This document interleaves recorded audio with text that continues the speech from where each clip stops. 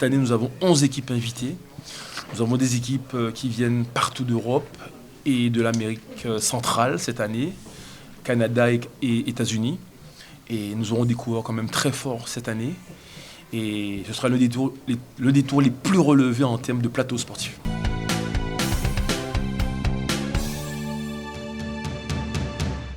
La particularité cette année, nous aurons un contre-la-montre inaugural de près de 12 km. Souvent on a un prologue.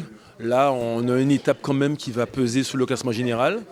Et puis une autre étape en contre-la-montre le vendredi, Vieux Habitants, Vieux-Fort, de 20 km. Nous aurons des départs dans des sociétés, 5 étapes. Et puis une arrivée à Petit Marquisat, à Capesterre, au sommet. Et puis une étape reine avec une arrivée aux Eaux Vives à Saint-Claude, sur une montée de quasiment 11 km, en partant des marais jusqu'en haut. Donc vraiment, il y a de quoi faire. Le Tour de la Guadeloupe, c'est un événement qui est attendu par tous et on a décidé avec le comité cycliste de la Guadeloupe de lancer des messages sécurité routière avec l'association pédagogie routière Outre-mer.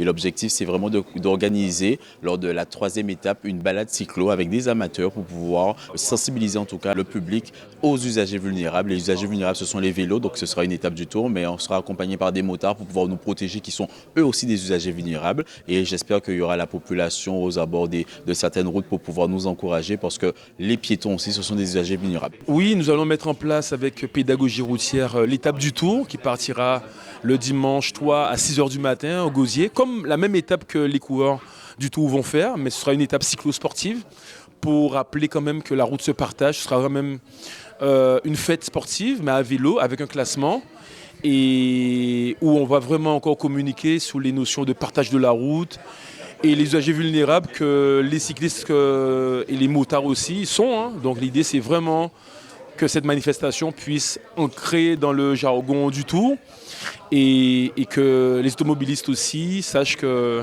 la route, c'est pas un terrain de jeu. Il y a des gens qui l'empruntent et il faut être prudent. Ce sera la 3e étape, donc l'étape qui partira du Gosier pour arriver à Capesterre-Belle-Eau. Elle sera un peu plus courte que les 149 km qui sont indiqués. Ça a été organisé avec le club support l'Excelsior qui sera avec nous pour l'organisation de cette étape. L'objectif vraiment, c'est de pouvoir lui permettre de faire une petite balade sportive pour pouvoir allier sport, santé, mais prévention. Et ça permettra aussi à certaines personnes de se challenger. Mais le plus important, c'est vraiment lancer des messages sécurité routière pour les Guadeloupéens de manière à ce qu'on puisse préserver des vies sur les routes de la Guadeloupe.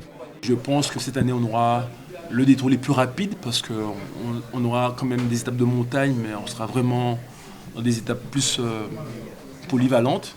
Mais on aura quand même un bon vainqueur et un grand vainqueur parce que ce sera un coureur complet, un rouleur, grimpeur, un coureur intelligent.